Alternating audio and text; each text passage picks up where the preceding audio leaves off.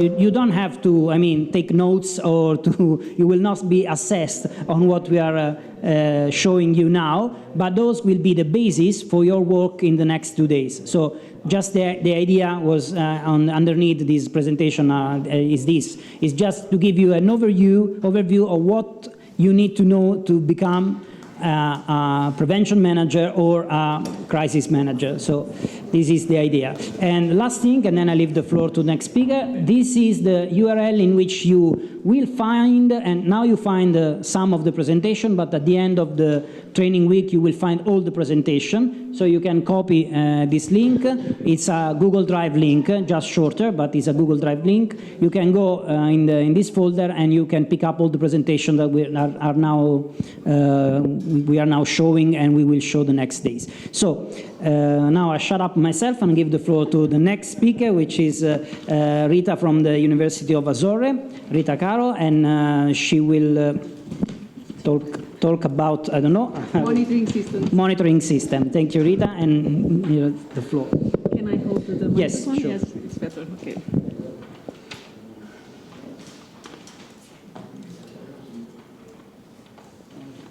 Okay, so good afternoon to everybody. I'm going to present here. So my name is Rita Carmo. I am a researcher of the Research Institute for Volcanology and Risk Assessment of the University of the Azores, and I'm also the responsible for the Emergency Operations Center of the Center for Information and Seismovolcanic Surveillance of the Azores. So here we are going to pass to another field, not health issues, but regarding the volcanoes, monitoring and warning system. So I'm going to make a brief presentation of the natural hazards that we have in the Azores, because it is not only volcanoes, but then I'm going to focus on our job as a Azores Volcano Observatory regarding the monitoring and our volcanoes. So, for the ones who do not know, the Azores archipelago is composed of 9 islands, all of volcanic nature, and they are located in the middle of North Atlantic Ocean. Let me push this here. So here we have geographic and climatic setting. So we are in a zone that is our weather is very constrained by polar fronts and tropical fronts that interact in this zone. So our weather is very humid with sometimes a lot of rain, and even we are in the path of some hurricanes that form in the equatorial region that sometimes reach the Caribbean Sea and then diverge and pass over or near the Azores. So this is a climate setting that is causes a lot of storms and also landslides. So we are zone prone to landslides. Regarding our geodynamic setting, so our Earth, as you might know, is made of huge and small lithospheric plates, and so the Azores Atlantic are located, the Azores archipelago is located here in the junction of 3 big lithospheric plates. So we are in the middle of the North American plate, Eurasian plate, and African plate.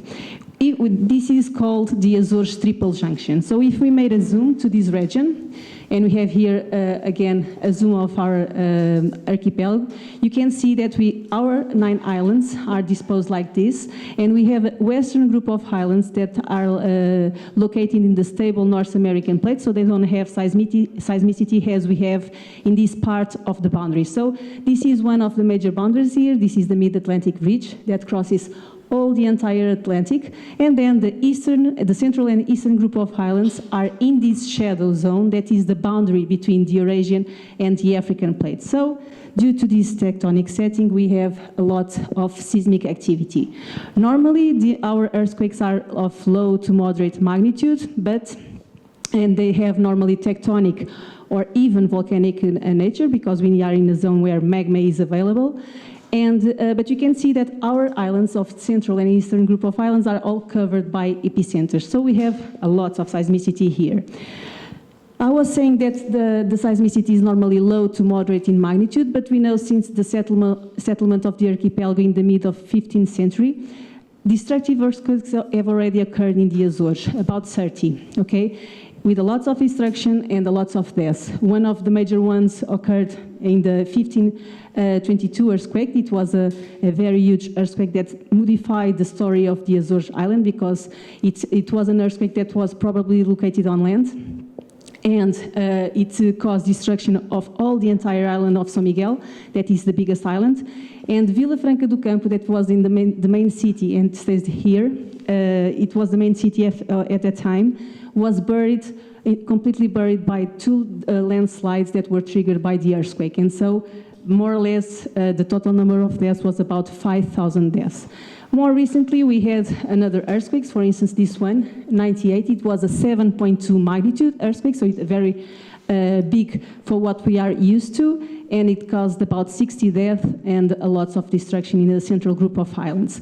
The last destructive earthquake that occurred in the Azores was this one in 1998. It was a 5.8 magnitude that caused a lot of destruction in Faial Island and Pico Island, and 9 persons died during this event. So we are a zone that sometimes can be destroyed by destructive earthquakes. Regarding volcanic eruptions, as I was saying, we are a volcanic archipelago, so our islands have active volcanoes, and you can see here, it is a map that shows the historical eruptions since the settlement. So you can see several, about 28 eruptions. Some of them were on land, other ones were in the sea. And regarding the eruptive styles, we have everything. So we have effusive eruptions with the formation of lava flows. We have explosive eruptions, as the ones that we see, for instance, in Indonesia, with high eruptive columns. But our volcanoes nowadays, they are active, but in a restless phase. Okay, but they can wake up and cause volcanic eruptions. So just the path of, I'm passing here from some recent geological events that we have in the past. So in this case, in 1992, in Graciosa Island, we had deaths related to high degassing due to carbon dioxide. Okay, so this is a zone that Graciosa Island has this volcano, and inside the volcano there is a lava cave, and inside the lava cave is also where high degassing occurred. In 1992, two tourists died because there was no system of alert, and they went to the deepest part of the lava cave and died intoxicated by the carbon dioxide. So we have a problem with degassing regarding carbon dioxide. Landslides. This is one of the examples that we had, one of the biggest examples that we had that caused 29 deaths. It was in 1997. So as I said in the beginning, we are a zone prone to landslides. Our volcanic soils, they became saturated very easily in water. And so whenever there is a lot of precipitation, lots of rain, they can saturate easily and then collapse and trigger landslides. In this case, it was in Ribeira Quente, a small village in São Miguel Island, and in 1997, it was buried by several landslides, and you can see here, 29 persons died during this event, and also Ribeira Quente has only one way to access, and it took 12 hours to the authorities reach the affected place. So we have problems also with landslides. Destructive earthquakes. In this case, is the last destructive earthquake that we had in the Azores, the 1998 earthquake of Faial Island with magnitude 5.8. You can see here the traditional house, stone by stone without concrete, and you can see that a 5.8 earthquake that is high magnitude but not so high, it was sufficient to collapse all the houses. So you can see here the main street of a place that is called Espalhafatos, and you can see that all the houses collapsed except the ones that were already made by, with concrete. So we have this problem of traditional constructions. Here are some examples of the last eruptions that we had in the Azores. So in this case, we have the Capelinhos eruption in Faial Island. It was in 1957-58. It was started with a submarine eruption that then started with a path to a subaerial eruption because the water, the construction of a volcanic cone stopped the entry of the water, and then it passed to a subaerial one. In this case, we have the last eruption of the Azores archipelago. It was in 1998-2001. It was a submarine eruption, and you can see here is lava balloons, basaltic lava balloons that were emerging from a fissure in the bottom of the sea that were creating these structures that were empty inside, full of gases. They were like floating until the surface, and it did not cause any damage to the population because it was in the sea, but the fish suffer with the high temperatures. So we are exposed to several volcanic hazards. Okay, this is an image just to show what a volcano is capable of. So we have direct hazards, for instance, lava flows, tephra or ashfall, bombs, pyroclastic density currents. That is one of the biggest hazard because it destroys everything on their paths. It is this type of mixture of gas, hot rocks, and pyroclasts that destroys everything on their way. And then we are exposed also to volcanic gases. And of course, then we have the indirect hazards that we have earthquakes, because magma, when it's coming to the surface, pressures the rock starts to fracturate, and that can cause earthquakes, sometimes with high magnitude also. We have tsunamis because if an eruption starts in the sea and it is very explosive, it can trigger a tsunami. And then we have lahars and landslides that are instabilities of the volcano flanks, and so they are also indirect hazards. So, why should we monitor volcanoes? So it helps to better understand the behavior of a volcano, what is its base level. So if we measure different physical and chemical parameters during a specific time, we can know what is the normal behavior of the volcano, and any change of it can indicate an unrest of the volcano, okay? So we use several networks. We have permanent networks that provide us continuous information, but punctual, because they are expensive, and it is not possible to cover all points because we have to focus in specific areas. Then we use also remote sensing that can measure wider areas but cannot measure all variables, because there are parameters that cannot be measured by remote sensing. And also we do periodic campaigns, regular campaigns that are discontinuous in time but have higher spatial coverage. And when to monitor? Always, of course. So we should monitor in the inter-eruptive period between eruptions, when they are at rest, to determine the baseline behavior of the volcanoes, and also during the pre-eruptive phase to predict an eruption, to understand if the volcano is possible to enter in eruption. And for that, we have to reinforce networks and regular observation campaigns to be able to answer questions like when, where, what type, what is the magnitude of the event. And then in the eruptive phase, so to follow the volcanic activity or try to predict its end. And during also the post-eruptive phase, because after the volcanoes, the eruption, there are some hazards that are always there. For instance, I don't know if you know, but for instance, in La Palma, Canary Islands, the eruption ended, but they have two places where high degassing occurs. So people cannot go there, even the eruption became to an end, because high degassing, even in the streets, in the exterior air, it's bad for the health. So volcanoes pose hazards also after the eruption. So we use several techniques. This is a scheme of the normal monitoring techniques that we have in the volcanoes. In the Azores, of course, we don't have all these techniques because they are expensive and we need funds for that. But we have the basic ones, like for instance, seismology, geodesy, and also the geochemical monitoring.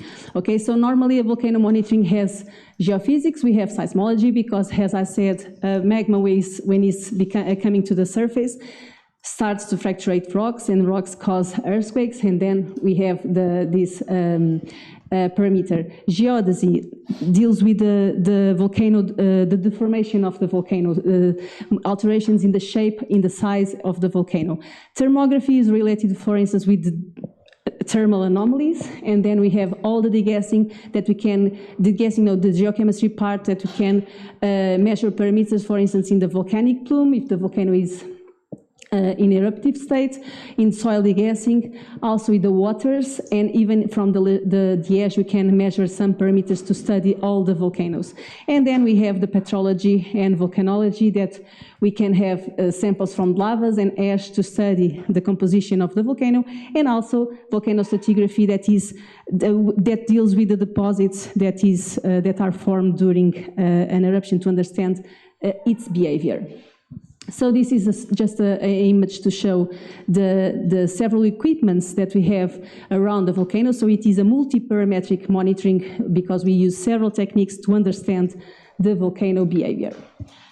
Another image, a little different, but we have the formation, the seismology to detect ground vibration, remote sensing, and even gas.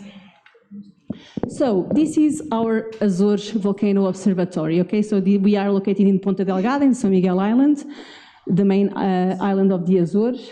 And what is our composition? So the Azores Volcano Observatory, that we call CIVISA, was funded by the University of the Azores through the Research Institute for Volcanology and Risk Assessment, and also by the Azores Regional Government through the Azores Civil Protection. So they funded this CIVISA, that is the Center for Information and Seismosurveillance of the Azores. CIVISA works 24/7, so we give technical and scientific support to civil protection, okay? So we monitor all the natural hazards that exist in the Azores, and we provide information to Azores Civil Protection so they can know how to act in case of an emergency. So our Azores Volcano Observatory is composed by several operational scientific units. Each one has a specific expertise. So we have seismology and geodesy, gas geochemistry, hydrogeology for the waters, volcanology, infrasounds, landslides and floods, and also crisis management and response mechanisms. These are the operational part. The scientific capacity is given by the Research Institute for Volcanology. And then we have these two operational centers that are working 24/7. That is the Data Acquisition Center that receives all the data from the monitoring networks. And then we have our Emergency Operations Center. So, regarding seismic monitoring, what we do in the Azores, we can have earthquakes related to tectonic movements because we are in a zone of plate boundaries, but also we can have these volcanic earthquakes where if magma is coming to the surface, they can produce different signals, and so we can detect if they are from volcanic or tectonic nature. So we have lots of stations installed around the volcanoes to check what is happening at depths below them. This is our monitoring network, seismic monitoring network. So we have stations around the volcanoes, the main volcanoes, the explosive volcanoes.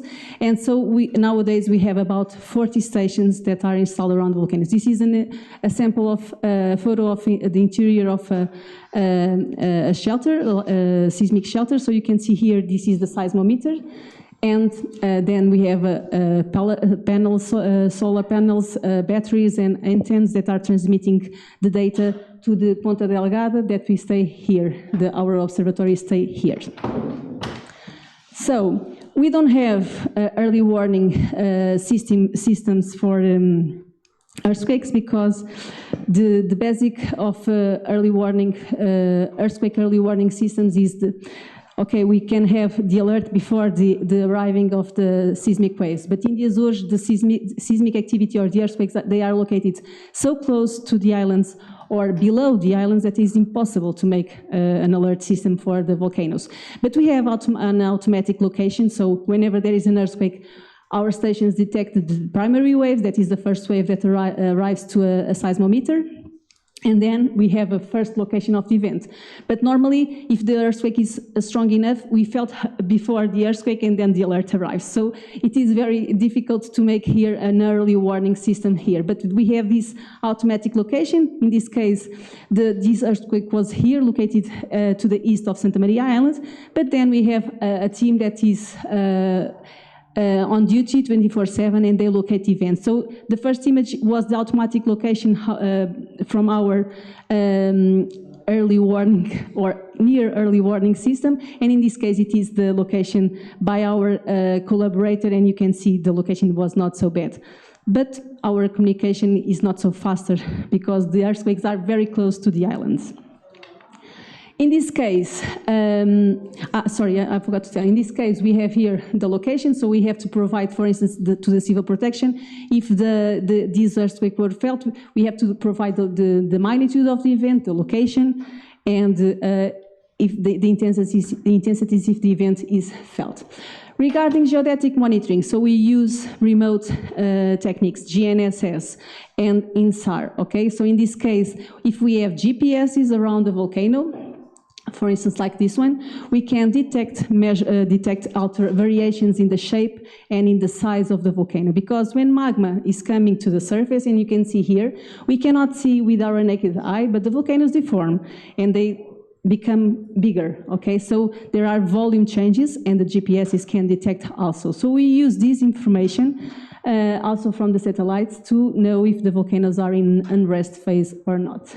This is our continuous GNSS station, so we have stations that are continuously monitoring and sending the data to the Azores Volcano Observatory, and you can see here the aspect of a continuous seismic GNSS station, and also we have periodic GNSS stations, so make regular campaigns every year. In this case, the GNSS stations observe episodically and during annual campaigns, and each station observed for a short period of time, normally 24 hours, and then the position is compared with the previous year, so we can see if there are changes in the volcano shapes. Some examples of what this type of monitoring, geodetic monitoring, can provide. In this case, we have here in 2005 episodes of volcanic unrest in Fogo Congro area. So you can see the first image. You can see it is the earthquake activity that we recorded at that time. It was more or less more than 50,000 earthquakes. You can see here at depth. And then the GNSS showed that when we had this increment of seismic activity, the volcano was deforming. Okay, so this is the displacement, vertical displacement that was provided by GNSS stations, and you can see that the station became higher in altitude. Okay, so there was an increment in the vertical component. Here you can see also it is horizontal distribution, so you can see arrows here that are pointing outwards, okay? So in this case, the stations, GNSS stations, are located in the beginning of the arrow, and then, if of course this is exaggerated, but in this case, the arrows are pointing outwards, it means that the stations were moving apart, so the volcano was growing in volume, okay? So this is the type of data that we have from the GNSS stations. Here another example, and we have also the satellite image in SAR. This is an unrest episode that we had last year in São Jorge Island. So it started also with a sudden increase in seismic activity on 19 March of 2022. And here you can see it is an INSAR image, and show, of course, who knows to interpret this, sees that is an uplift in this part of the island, and in the middle is deforming. So it was related with a magmatic intrusion. Also, I forgot to tell, but the other one in Fogo Congro area, it was also related to a magma intrusion in this place, so it was why the volcano was deforming. And in case of São Jorge, it was also magmatic intrusion that occurred here and made the island to deform. You can see here, this is the number of earthquakes measured, so it was a sudden increase. You can see here the stations that the GNSS stations were showing displacements different of the regular one. Also, geochemical monitoring. So volcanoes are permanently emitting gases to the atmosphere, even when they are in their restless phase. Okay, so in the eruption is obvious because we can see the eruptive column that is full of pyroclasts, ash, and gases, but also when they are in their quiet state, we have thermal springs, cold CO2-rich waters, fumaroles, and also another hazard here that I'm going to already talk to, that these are manifestations of degassing, okay? So volcanoes are continuously emitting gases to the atmosphere. In this case, we can see where the degassing is occurring because we know the place, and some of them has temperature associated, like the fumaroles and the thermal springs. But then we have another problem in the Azores, that is the diffuse degassing area. So all these green fields over here, they are continuously emitting carbon dioxide to the atmosphere, tons of carbon dioxide per day. And so we have people living inside these hazardous degassing areas, okay? So we cannot see it because carbon dioxide has no color. It doesn't smell, so we have to measure. If you go with a sensor there, we can detect high values of carbon dioxide. So we have a permanent geochemical monitoring network we have this type of stations that are located in high diffuse degassing areas. This panel over here measures the carbon dioxide, and we know the levels of the carbon dioxide that is being emitted. So this allows to check what is the normal behavior also, or the normal degassing of the volcanoes. If there are some increments, it can mean that the volcano is becoming unrest. Also, because we have people living in zones where high diffuse degassing occur, we have, in specific places, we have sensors installed inside the houses to measure the indoor air quality. And if there is any increase in the amount of carbon dioxide, we have to report to civil protection. So we are continuously in conversation with civil protection authorities. Also, we make these regular measurements regarding geochemical. You can see here a lot of regular campaigns that we make in the lakes, in the springs, to collect the waters, to see if the composition of the waters they are in their normal composition. Of if there is an increase in something component, it can show also unrest epizones. And then we have here samples of measuring carbon dioxide in diffuse degassing areas or even in fumaroles. So, Azores Volcano Observatory and all the volcano observatories have a lot of information to process. So we have our internal data, so we have to study our parameters that we monitor, but also we have to use external data sources, for instance, satellite images, meteorological information, to compare with our data and try to understand better what is going on. And also we have then to provide information to the several stakeholders like governmental, private sector, aviation sector, and even social media and press, and of course population in general. And in this case, we have also collaboration with the volcano community, because not all the volcano observatories have the same capacities to monitor, because some volcanoes are better prepared than the others, and we change information and we help each other to understand some variables that we are not so very well equipped for. So this is the data acquisition center of Civisa. We have this room. We have all the data that is coming from the several monitoring networks, and then the data arrives to our servers that digitize, convert so we can visualize in these several panels. So this data acquisition center operates 24 hours, 7 days a week in shifts. They supervise the operational of all Civisa permanent monitoring networks. They optimize and develop graphical interfaces for monitoring and warning alert systems, and determine also the seismic parameters whenever there is an earthquake that occur in the Azores. Then they are complemented by the Civisa operational scientific coordinators. So they are the expertise to know what changes that they can detect. So then we have also our Emergency Operations Center. In this case, this group is responsible for operationalize the voice communication networks, carry out macro-seismic analysis of the felt earthquakes, keep the contents for the public and private websites of Civisa up to date, and disseminate reports and information notes to the Azores Civil Protection. In emergency situations, we are complemented by the crisis office, that is a team that is composed by the operational scientific units and the direction of CIVISA, and they meet in this table and they decide about a state of a volcano regarding the information that we have from our monitoring networks. So how do we communicate the state of a volcano? So we have this is our alert level scale. So we define 7 alert levels, being the first one, the green one, this is V0, the volcano is in its normal state, but then we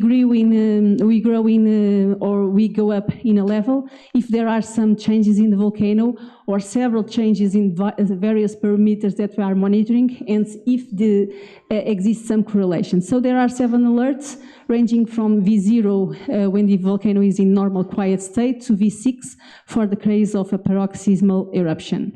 The change of a scientific alert level is based on the integrated analysis of the monitor parameters like geophysical, geodetic and geochemical, as well in the existence or not or in correlations between them. So in this case it is the crisis office that decides the level, the alert level of a specific volcano based on the available data. How to communicate with the stakeholders, in this case with Azure Civil Protection. So we have a video conference system, so whenever it is possible we meet them through regular meetings, but we have also this type of reports that we send to them. So in this case, the first one, for instance, is the example of an earthquake that is felt. We cannot have these early warning systems, but if we are fast to locate an earthquake and give all the information regarding the intensities, we can provide to civil protection an information that is which areas they can operate first, if necessary. And in this case, it is a type of report whenever there is a change in the alert level of a volcano. In this case, it is one for São Jorge Island because of the unrest that we had last year. Also, for instance, in this case is regarding the carbon dioxide issues or problems that we have in the high degassing areas. So in the DC, it is the communicate that we do regarding the indoor air quality of a building. And also we can provide this type of information because that is the depositional map of pyroclasts. In this case, using meteorological data, and using the parameters of known past eruptions, we can make simulations to understand if there is an eruption, what is the scenario. If, for instance, in this case, where are the high thickness deposition of pyroclast or tephra fall? So in this case, we can provide these maps not only for tephra, also for lava flows. We can do simulations for different volcanic hazards, so civil protection knows how to operate in the field if necessary. And this is how we communicate with the public in general. So we have our website that provides information about several news that we have regarding our observatory, and also regarding the seismic activity of the last days. In the case of a person can feel an earthquake, we have also this query or this form available. In this case, the people can fill in with type of information how they feel the earthquake, so we can determine the intensity, and then it is more information that enters to the reports that we do to civil protection. For instance, in the case of São Jorge volcanic unrest, we made a new website just for this seismic unrest, seismovolcanic unrest. In this case, we had here all the information around, regarding the earthquakes that were felt by the population. The situation, the daily situation, in this case, we update 2 times per day with the number of earthquakes and if there is any change in the state of the volcano. And also then we have several information in these separators here regarding the techniques that we deployed in the field and if there is any change. Also we have our YouTube channel and also Facebook, of course, to social networks. And in this case, we have an app also that people can have the information of the earthquake activity in their cell phones. So we have several manners to communicate with public. Also, another stakeholder is the civil aviation and meteorological authorities. As we already has already said, we are in the middle of North Atlantic, so we are in a zone that lots of traffic or airplanes passes here above the Azores. So we have this objective also to communicate with civil aviation and meteorological authorities. In this case, we use the International Civil Aviation Organization aviation color codes. This is a standard scale, and then here it is a notice from Volcano Observatory. We call this type of messages VONA, that is Volcano Observatory Notice for Aviation, that we emit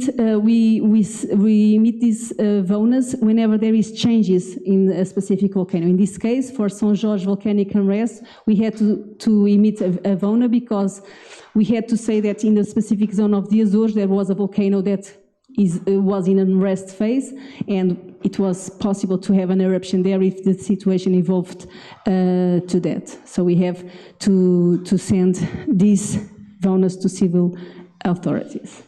And that's it. Thank you for your attention. If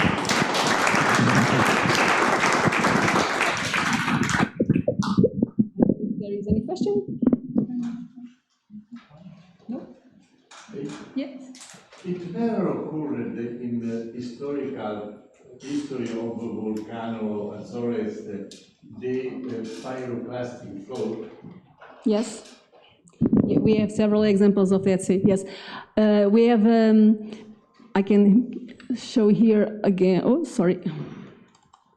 For instance, we have our explosive volcanoes, in this case, the ones that are located, for instance, here. Let me show an image, is for instance here. All these volcanoes we have here have central calderas, okay? They have a caldera, it's a huge crater, okay? And in this case, these explosive volcanoes are capable of that. The geological records show several examples of pyroclastic flows, yes. With inhabitants or no? Yes, for instance, even in São Jorge Island, it is this island here that had the unrest episode last year. And in the historical eruptions of São Jorge Island, even they were like effusive ones with the formation of lava flows, so they were with less explosivity. But as São Jorge has high cliffs and there was some water inside that contact with the magma became more explosive, and there is accounts of pyroclastic density currents during these effusive events. So yes, with inhabitants. Now the question, it is open to the public tourism, some crater areas. Yes, we in the Azores we have tourists in all the islands. It exists a plane to emergency. For instance, São Jorge, they had to do an evacuation plan because it was very serious at that time in São Jorge because São Jorge was an island that was very quiet regarding seismic activity. It had earthquake activity in the past, but then since 1964 there was no seismicity there, or almost none seismicity there. And suddenly last year we started with hundreds of earthquakes. For instance, the seismic swarm, it did not end. Nowadays we have also seismicity there, more than 50,000 earthquakes already. But at that time, because it was not normal for that island, the civil protection had to create an evacuation plan if necessary. And there are lots of people move out the island by their own initiative. Okay. All the islands have emergency plans, all the municipalities, but I think they never saw the hypothesis that this a great evacuation could happen there. That's it. Thank you.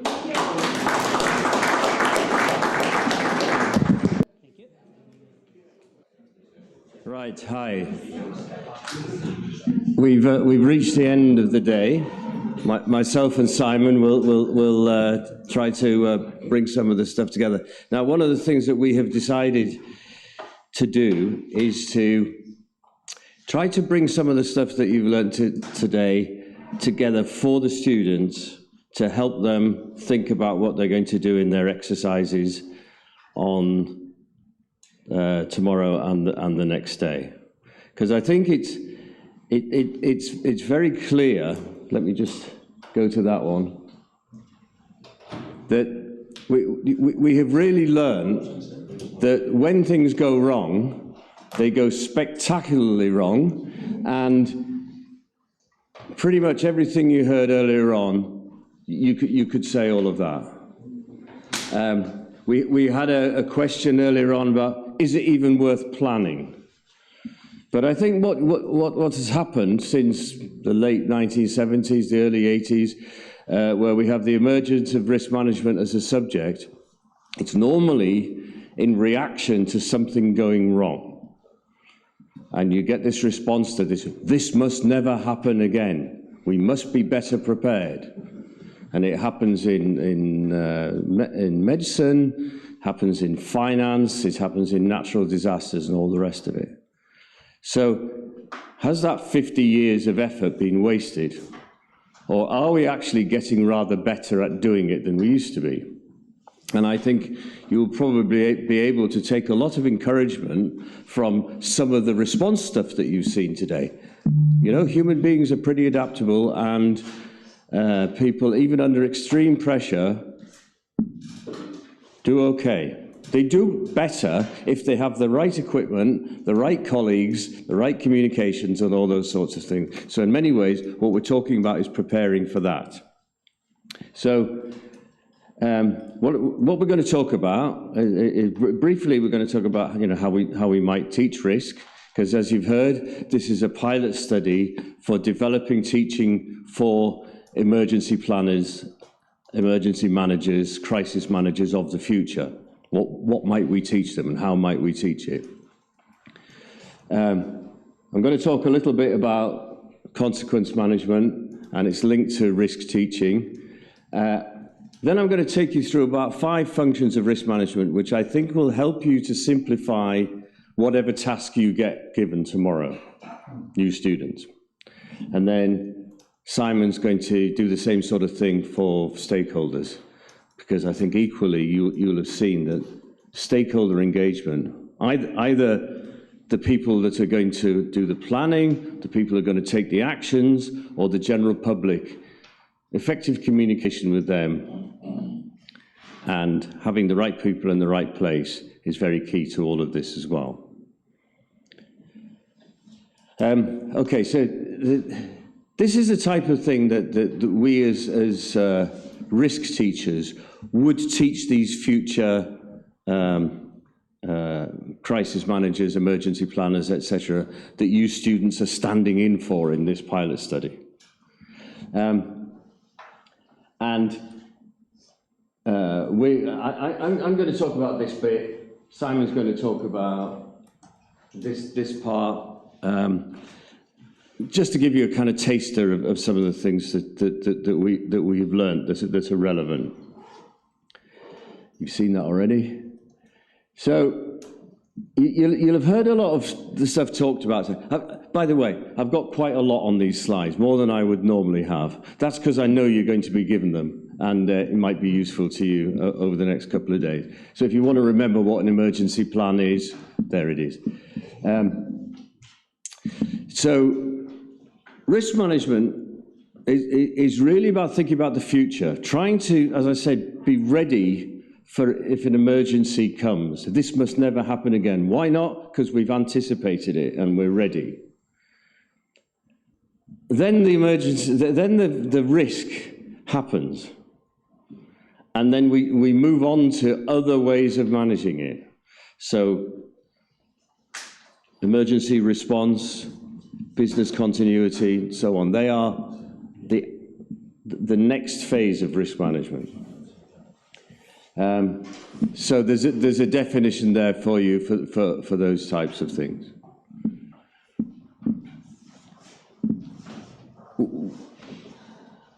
You've been divided into various groups, as I understand it, some of whom are going to be doing kind of the future planning I'm talking about, some are going to be talking about emergency response.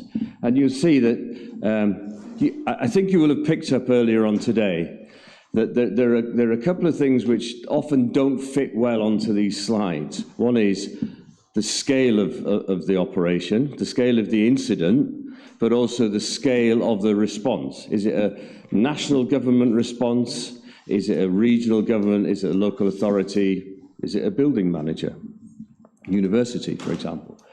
And then there are specific plans for, say, individual campuses or individual responses. So engineers will have a plan that's different to doctors because their specialization is different. And I think, I would imagine that the tasks will allow you to pick, you know, some or all of these between you. Now, I think this diagram will help to demonstrate some of the things that various different people have shown. So the early part of it, and you know, a lot of what I teach is about preparation. And notice the word that's in the middle, because even the preparation requires that you consult stakeholders. If one thing has become very clear over today, it's that there has to be a multidisciplinary approach, a multi-agency approach, a multi-specialization approach. Therefore, you know, when you start to do a risk assessment, you then think, okay, I need to set some objectives to what I might do to try and mitigate it, and so on. You can read the diagram for yourself. See, it's basically a planning thing, right? Then you have your emergency response ready, but it's on paper, it's on computers. You've done a consultation engagement with the stakeholders, but then there's kind of a whole phase of trying it out, doing exercises, learning, feedback. So you do an exercise and the fire brigade doesn't turn up. So you know next time to make sure the fire brigade know it's happening on Tuesday or not Wednesday, or you know, whatever it is. And you keep practicing it till you get better. And then in a sense, and once you get to the number 8, you pass it back and you learn again. And so you're constantly going round getting better and better. And you will find in the business world that risk, business continuity, benefits management, all those are starting to come in under the management umbrella of continuous improvement. And I think you can think about continuous improvement in emergency response as well.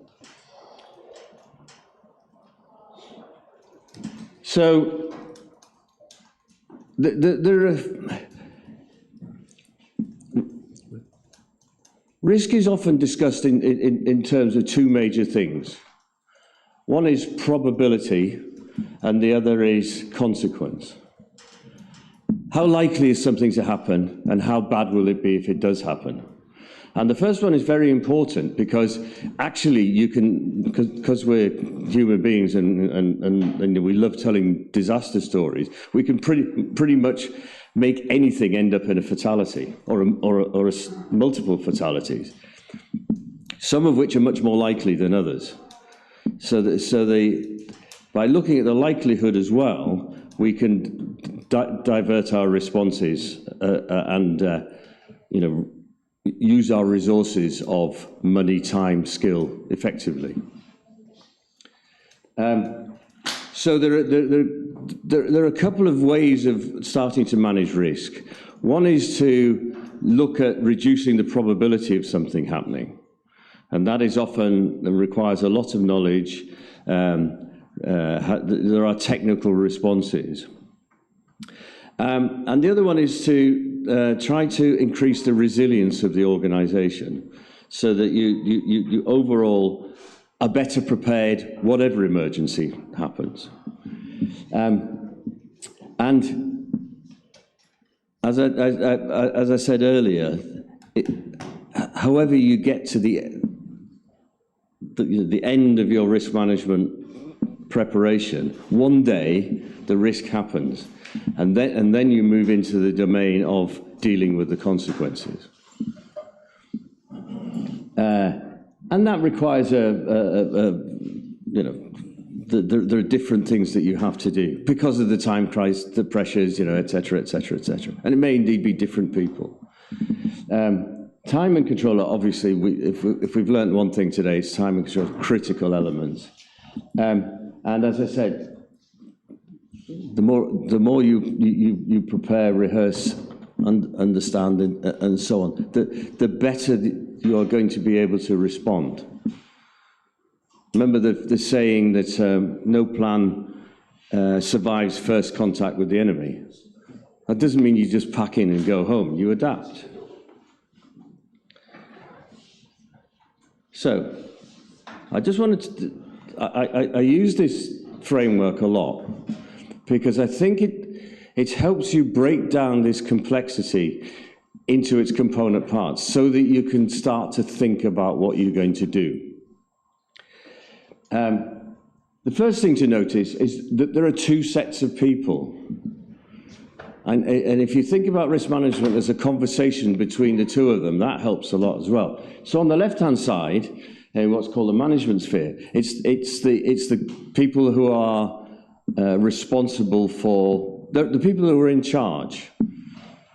So the government, the policymaker, the head of the university, whatever it is. And then the other side are the people who are going to gather the knowledge. And they tend to be technical people. They tend to be specialists.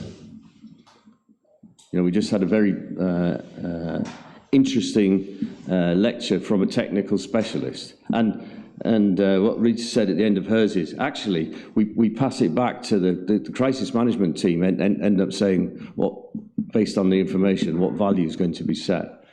So let's look at the actual tasks and where they sit. The first one is called pre-assessment, and that is basically taking stock. Where are we? What are we trying to do? What risks are we looking? What resources do we have? Crucially, what are we trying to do? So if we're the health ministry, we're trying to keep people from getting sick and cure them when they do. That's not the same as if we're the Ministry of the Environment. Who are we? What are we trying to? What do we already know? And you'll see it's a conversation between the two sides. We then get to asking questions to try and get information to answer, that we haven't already got. Because one of the big challenges of risk management is we don't know enough. The other thing that we need to know is what are our stakeholders worried about? What are their values? How are we going to judge whether the risk is acceptable or not? Both of these are gathering evidence.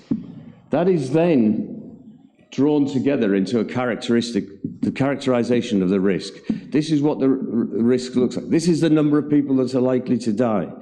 This is the number of fields of crops we're going to lose, et cetera, right? But you will notice that the tolerability and acceptable judgment actually requires that the other side evaluates that data. So, is that okay? We can afford to lose those fields. We don't need to do anything. Or, is it absolutely no? That's catastrophic. We need to take action. That's a value judgment, and that is related to things like justice. It's also related to things like budgets, societal requirements, agency requirements, all those sorts of things. If the risk is decided that, you can either decide it's totally unacceptable, or things are okay, in which case you don't need to do much more, or usually in the middle, in order to get the benefit of whatever the activity is, we need to manage the risk in some way. So we then identify options, and off we go. The lovely thing about this framework is it puts communication right in the middle. And I think in the early days of risk management, that wasn't done. So technical people thought it was their job to sort out what we should do and then tell everybody, this is what you should do. Men in white coats, and they typically were men at that stage. And then, but it became clear that that didn't work. And that actually socioeconomic context was vitally important as well. And we move on to a model where communication at the beginning, the middle, and the end is important. It helps you develop your plan. It helps you develop how you're going to interpret your data. It delivers the resources. It also, as we've seen at the end, often it is informing the public of the level of risk. So this framework puts communication right at the heart of the process. And that takes us neatly to stakeholders. I just want to tell you a couple more things. The risk appraisal can be challenged by a number of things. Either, as we've seen, many risks operating together. You've got a volcanic eruption with an earthquake in a pandemic, and all your computer systems have gone down. What that says is there are still technical solutions, but we need lots of different technicians to be able to talk to each other. All risk is characterized by uncertainty, because even if a well-known risk, we don't know where and when it will happen, for example. But the uncertainty is overriding. At the start of a pandemic, we really didn't know how many people, how virulent it was, how many people were going to die, but we still had to take action. And then the challenge of ambiguity is massive disagreement. People may agree about the risks and the benefits, but disagree about something else on grounds of, say, religion or something like that. The reason I tell you that is because it starts to tell you about how to manage the risk. So if it's complex, then it's still mainly professionals, but there'd be need for additional advice. If it's uncertain, then you're thrown onto precaution. So you have to, if you can't say it's safe, assume it's dangerous and be ready to deal with it. And then ambiguity, basically, what that says is that has to play out first. So highly ambiguous risk might be the abortion debate in the US, for example. And until that is resolved and policy is set, kind of working out the risk of an individual operation can't really run into play. This is my final slide. So because there are these knowledge challenges, that gives us some insight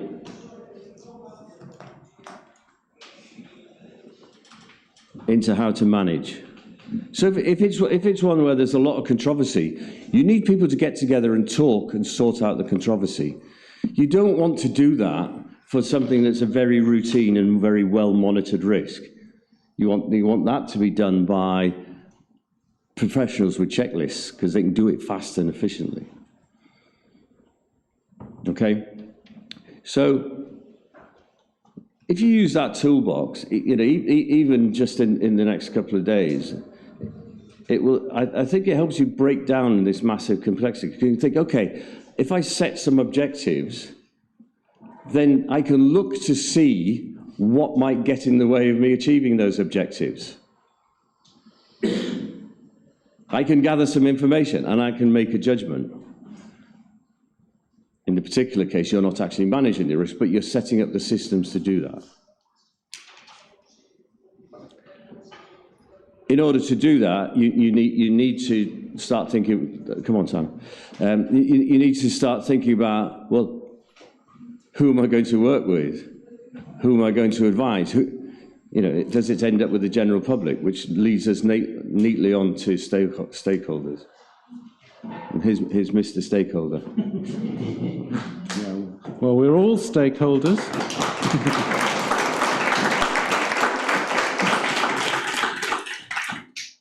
So this would be another component of a module that we put up at the beginning. So it's just a taster of looking at how we actually start to think about who are the stakeholders and how do we engage with them.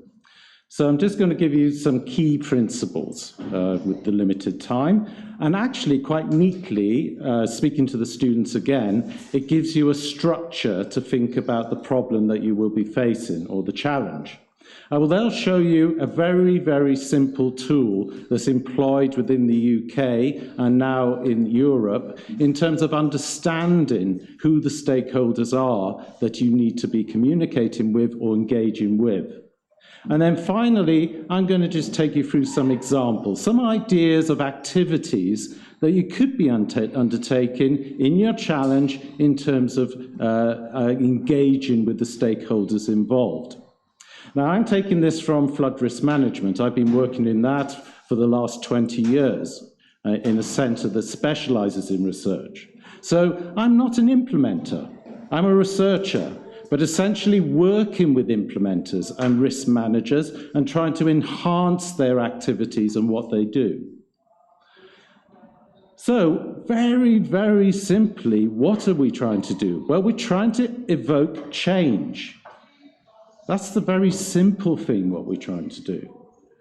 And what are we trying to change? We're trying to change decisions. So it might be individuals, it might be organizations, and those decisions then impact on behavior. And hopefully we'll get some sort of behavioral change. As we all know, having worked in organizations, that unless you can show that in a proposal, you're not going to get your money. So essentially, that's what we're trying to do. And who are we trying to do it to? Well, we're trying to do it to can be ourselves. So we might go on training courses. We might do CPD as professionals. Or it's others. Now, who are these others? And when we teach this course at university, one of the key messages we always put forward is that the others, if we're talking about the public, there's not one public. The public is made up of many, many different factions, depending on age, depending on gender, depending on ethnicity, where they live, what experiences they've had of that particular hazard, what knowledge they gain from it. So it's a multifaceted group of people, the public. That's the first point. But that can equally apply to an organization. Within departments, the departments can be different. They have different agendas. We know, interacting with certain departments, that the individual in charge of that department sets the agenda. So they can be quite variable from 10 years to 10 years as people change. So what we're saying here, the complexity is about people. People are central to all of this. I know we've been looking at a lot of physical science, but in the end, it's people that we're trying to affect, and we're trying to affect behaviors and decisions. This is just I'm not going to go through this, don't worry, but to say that on a normal module, we go through all the theoretical background behind it. So just to give you some awareness that there's a lot of social science that underlines the practice that's put forward in the models and understanding of what should be done. I will just focus on one, and that's called mental models.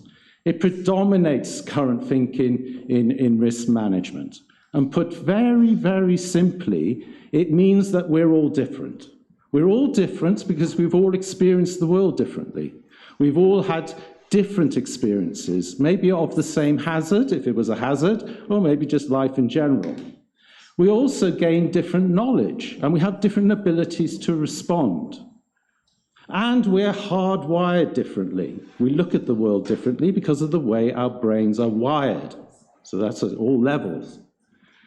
What mental model says we need to, if I was trying to communicate with you, then I need to understand the way you see the world. Otherwise, we're not going to change. I'm not going to communicate effectively with you to change.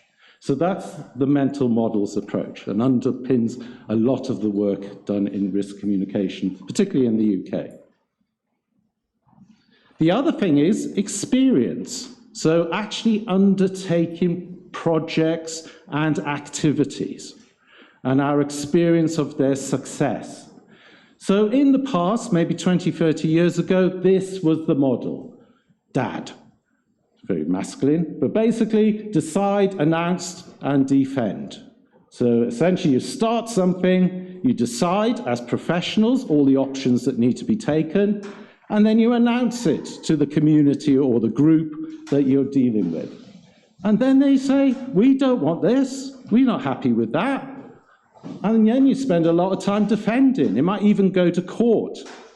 And then you have to spend years in court, spend lots of money, and you're back at the start again. So that wasn't really succeeding, particularly in flood risk management maybe 20 years ago in the UK. So a new model was created: engage, deliberate, and decide. The basis of this model is that you include stakeholders as early as possible. And you do not set your professional options in stone. You listen to the stakeholders because they're living with the risk. Particularly in flooding, it's communities that are living with it day after day, over generations perhaps. They might have some better ideas. And we do see better ideas coming through that enhance the options that basically the professionals have come up with. Also, it brings them into this decision-making process. So there's less chance that they're going to reject the whole idea when it comes to fruition. You can implement a way, and you've actually built up some champions, we call them, people who will defend what your decision was anyway in the communities and within the organizations. There will always be people that won't be happy. That's the reality of humans. There will always be somebody who's unhappy. So there will always be some defending to be done. So let's think about key principles. They're three, really. There's the characteristics of the hazard. So we've heard a lot about different hazards and their different characteristics. On the left there, we have flooding, the water cycle. We're all familiar with that with early schooling, and how it flows across the land and how it affects either businesses or communities or infrastructure on that journey back to the sea. But you need to understand that fully. You need to understand weather patterns, you need to understand topography, you need to understand drainage, all of those sorts of characteristics of the hazard.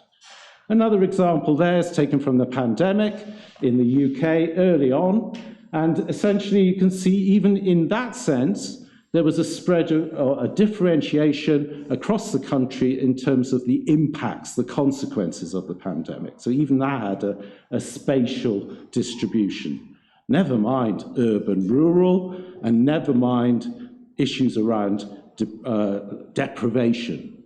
In the UK, we found deprivation was a key issue, and essentially it was affecting poorer people more than richer people because of the types of jobs they had to do. They had to go out and work. They had to get on that bus. Anyway, that's a better thing. The second characteristic, which you should be thinking about as students for this challenge, is the temporal context. So we've seen this up in many different forms, but the emergency management cycle. You have the event, which is the response, moving into a recovery phase, onto creating mitigation for the next event, and then preparing people for it. And it goes round and round and round. And a colleague of mine, Patrick Pigeon, who's an academic in France, he always says it should be a spiral, because we don't want this forever going round. It should be getting smaller. We should be improving what's happening. So we've got to think about how quickly things happen, how quickly the event is occurring, whether this cycle is really moving fast or slow. This brings in different challenges and different problems. We've spoken about earthquakes, and over periods between events are quite big. So you've got to think about maintaining preparedness, maintaining memory, maintaining the actions that you're undertaking. And I've put that on the slide. You can read that at your leisure. The third area we've heard about is stakeholders. We've seen that basically there's a civil society, there's the state actors, so all the government departments, and finally, don't forget businesses. There's the private sector and all the infrastructure that's associated with that. And that brings in a level of complexity. And that's been demonstrated to you many times on the slides that you've seen today. This again demonstrates it further. This is just a piece of research I undertook about a decade ago, looking at the interconnectedness between different organisations in the UK just on flood risk. The key point I'm trying to make here, forget the detail, is that there's scale. So we heard about subsidiarity earlier on. This is all about scale. You have a local scale, a regional scale, and a national scale. But equally, there's a time factor. National level are much slower. They have 4-year cycles to make decisions sometimes in terms of preparations. In an event, they're much more immediate. At a local level, they need to make a decision very, very quickly. So this brings me on to analysis, stakeholder analysis. So this is a very simple tool, as I said earlier, to try and capture all the stakeholders that are relevant to your particular issue, your particular challenge. And it's really to identify and categorize stakeholders. What do we mean by a stakeholder? A stakeholder is any group that's relevant to the issue that you're trying to manage. So it can be public, it can be all different professional organizations. It's based on a tested approach, and it is revealing opportunities. It reveals, through this process, you try to reveal opportunities that you can engage with stakeholders and come up with a plan. So we run this as a CPD course, I'll do this enormously quickly, but we ask them to think about different questions. And again, this comes back to what John was saying earlier, setting objectives. What do we want to achieve? What are the limits of what can be done? Are we asking too much? Where do the constraints and limitations lie, and with whom? How much time is available? Are we trying to do too much in too little time? What is fantastic to achieve, and what's reasonable to achieve? This is a question that often shocks certain organizations we work with. Why should others want to work with us? It's almost given that if you're in civil protection, everybody wants to work with you, but not necessarily in particular issues. Are there any legal constraints? And what can and not be influenced in the process? And also, often when we go into communities or locations, we're not working from a blank sheet of paper. There have been other activities in the past, maybe unrelated to this, that created sensitivities in those communities. So what we do is we get everybody around and we have a particular issue. You can have any type of issue in this approach. And we ask them to separate into tables, into groups, and we ask them then to think about and write down for sector. Think of all the stakeholders in the private sector, the public sector, the voluntary sector, the community. And they have to write a list on all the tables. And we tell them to turn that piece of paper over. Now think about socioeconomic. What are all the stakeholders based on gender, age, life stage, ethnicity, and income? A new list, and it'll be repeating certain stakeholders, but there'll be new ones coming in. Turn over the paper, a new piece of paper. Thinking about users, service providers, landowners, regulators, decision makers.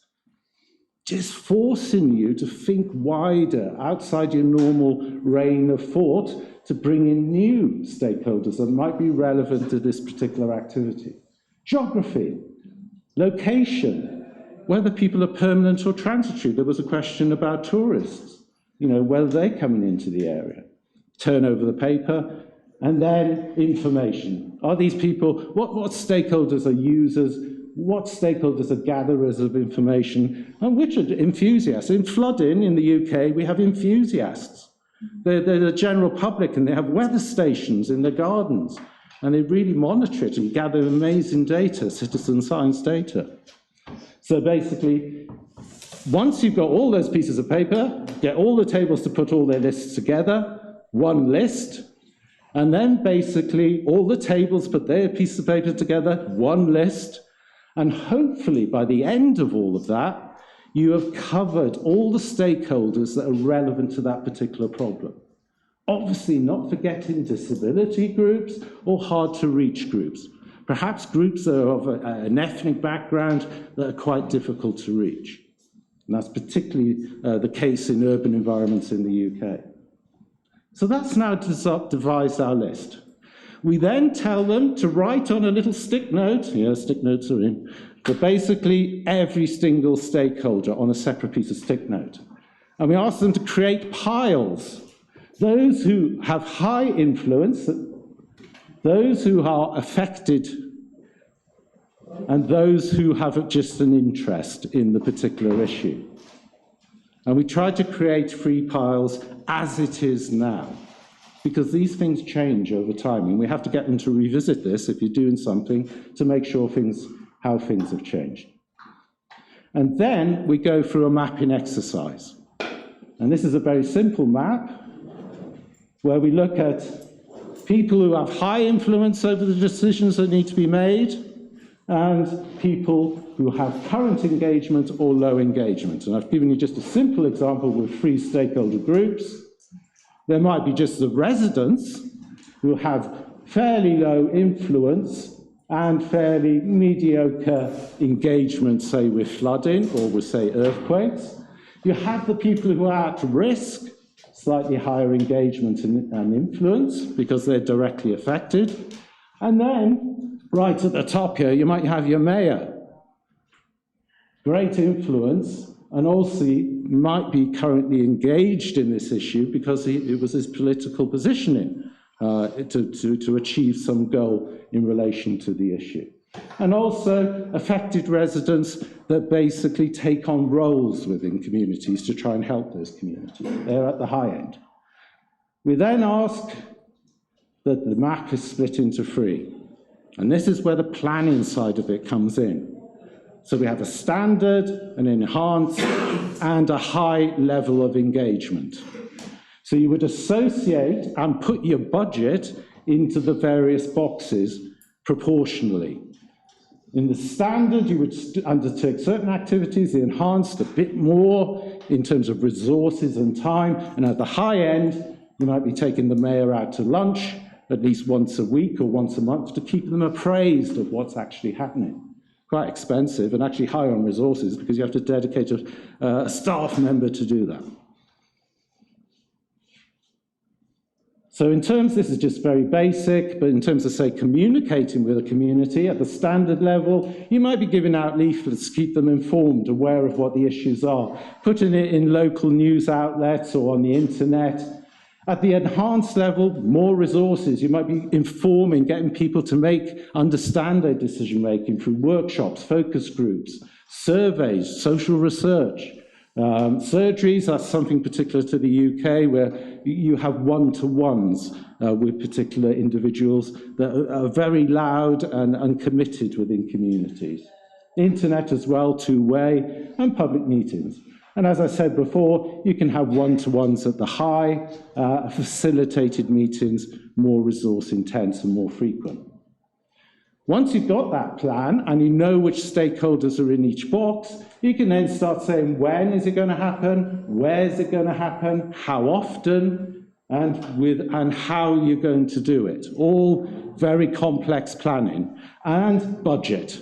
You'd have to put a budget in as well. Don't worry, students, about that's not what we're asking you to do for this exercise. But to at least think about structuring what you might try and do and the types of stakeholders that might be involved in the challenge. In terms of information giving, there are 2 types. One, provision of information, just giving information out. So that can be websites, alerts, it might be providing information on maps.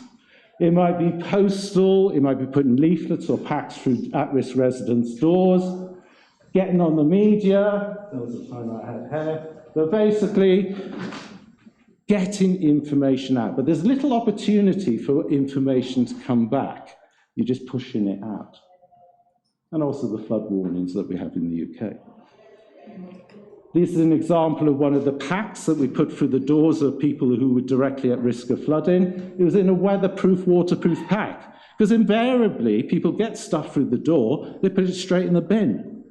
At least we gave them something that could take the contents out and put it in the bin and have something that was useful that might remind them of some of the activities. But inside were all sorts of planning tools, different pieces of advice that they could take on board. You can also go out into the communities to events and actually start trying to have those conversations. If you remember this morning, there was discussion about heuristics and biases. I talked about everybody seems to see the world differently. Well, talk to them and understand. It's only through relationships and conversations, and what we say in the UK in flooding is basically you're doing all this when it's dry. You're doing all this when there isn't a panic or there isn't any criticality. So people can have these conversations. What do the flood warnings mean? How uncertain are they, or how certain are they? Those, and have different mitigations as well. You can have meetings more professionally or go into the communities. That was me above a pub talking to communities. And of course you have the websites with two-way dialogue and blogs. Don't forget about children. We always think about adults, but children can be, if you're a parent, you will know that children often bring their ideas and their homework back home for you to complete as a parent. So basically, think about children as a conduit of knowledge, but equally, you're starting to build up that resilience early on in their lives. And we've done a lot of work with schools, doing event days at the weekend, where children dress up in emergency management little uniforms, and they play out a flooding scenario. And it was amazing, because we had police and fire there, and they said, those two kids are having the same arguments we were having in the control room during an actual event. So it actually brings it to life for that particular group. And there's all sorts of other things that you can do with children. This was a school, the schools that we worked with in Vicenza. This was on an EU project, we censored, and we created an app. So you can see there a QR code being given to a child, so that they have direct access to sensors, direct access to information, and then passed on to the particular parents in question. So, activities. Professionals, we've talked about policy and planning. This is a document, the National Risk Register in the UK. This was back in 2017. And here we have a graph, which is the probability of something happening on a 5-point scale and the impact on a 5-point scale. Flooding lies for the UK somewhere quite serious around the middle of that graph. That little blob at the top is a virus. That was pandemic. And there were exercises undertaken back in 2017 in preparation for a pandemic. And now there's a 3-year public inquiry into not what went wrong, but essentially what went right, and also where could we improve. There are physical interventions. So in flooding, there's all sorts of physical barriers. There's the Thames barrier. It's about the second largest flood barrier in Europe that protects London. There's coastal barriers, so very physical. They themselves are communication devices. They sort of say, this area is at risk to people, just in themselves. And there's always residual risk, another concept. No matter what you do, there will always be a risk. The likelihood might be small, but there is always a remaining risk. And that's something the Environment Agency has taken a lot of time to communicate to the public now. To say, yes, we put in flood defences, but they might get overtopped because they're not built to a certain risk of a certain magnitude of flood. So there's always residual risk. The other area we've heard about warnings, and all I'm going to say about this is it's important to think about your audience. Again, going back to this mental models. You're going to have to, we spent 20 years devising a brilliant flood warning system, a physical modeling flood warning system in the UK, but little attention to how we were talking to the people who were getting the flood warnings. So every flood warning level comes with a description.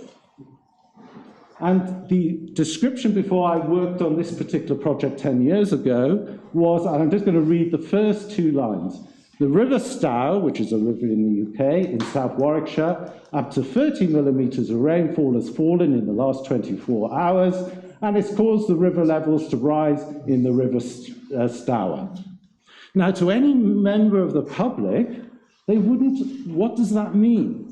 We don't know what that means. Unless you're working in the science of the region, you wouldn't know what that means. We went out, we researched it, we asked people, how do you make decisions about flooding? And they said, well, that car park, if it starts to fill up with water, I know I've got 2 hours to sort my house out in preparation.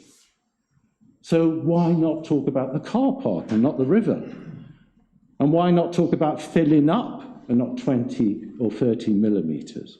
So then we started to devise new ways of talking to the public in those particular those particular warnings. So we talk more, and this is the revised version, we talk about heavy rain, not in terms of millimetres. We give them specific dates, Tuesday the 6th of February. And we start to talk about specific locations that are going to flood, which are local to them and they understand. So it's not just the warning system that's important, it's how it's communicated to those particular individuals as well. And training exercises. So training exercises, been debated today. I didn't respond because I thought, well, this is on this slide, but one of the key strengths in terms of training exercises is building up relationships. Remember, I'll go back to what I said earlier, it's all about people and relationships. It might identify resource needs and particular issues, but the relationships are key.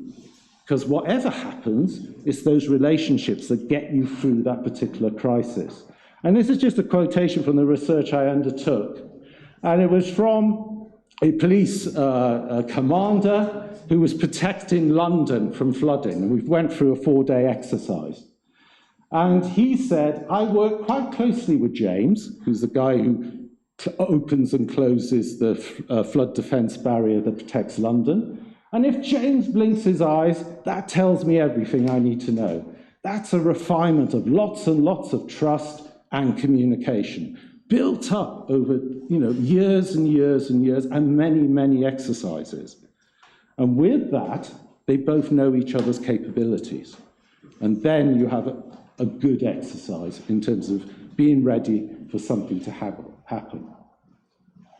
So understanding needs, whether they're professional needs, organizational needs, and public needs, is crucial.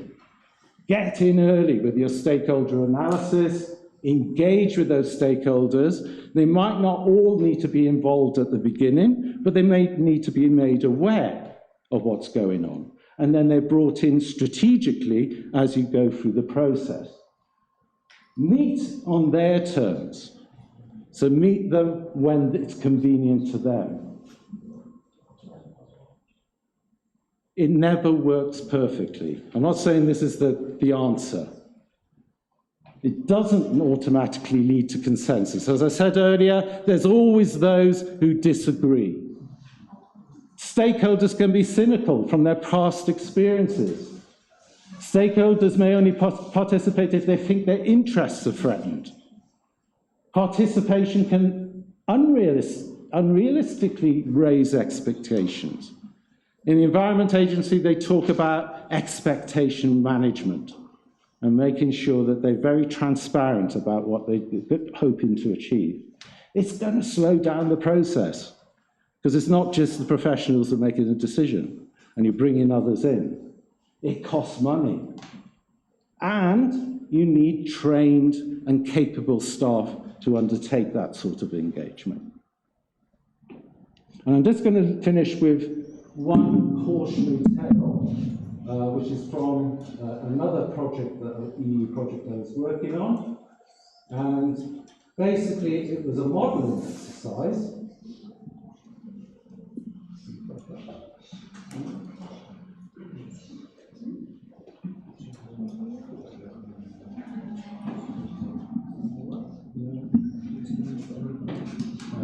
What I will do is actually show you when we're okay. So this was a modelling exercise for a particular community in Thames, near the Thames area. And this was part of the 4-day exercise that we undertook. And it was a result of 2 years of mathematicians and modellers looking at the hydrology and the type and topography of the land in this particular community, and how the different gradients and the streets were designed, and looked at water flow across these streets. So they created this particular model to help emergency management understand the progression of a flooded area as a result of flooding in the top left-hand corner. Now, this is speeded up and would normally take about 4 hours in real life. So I'll just run it, and it's coming from the left.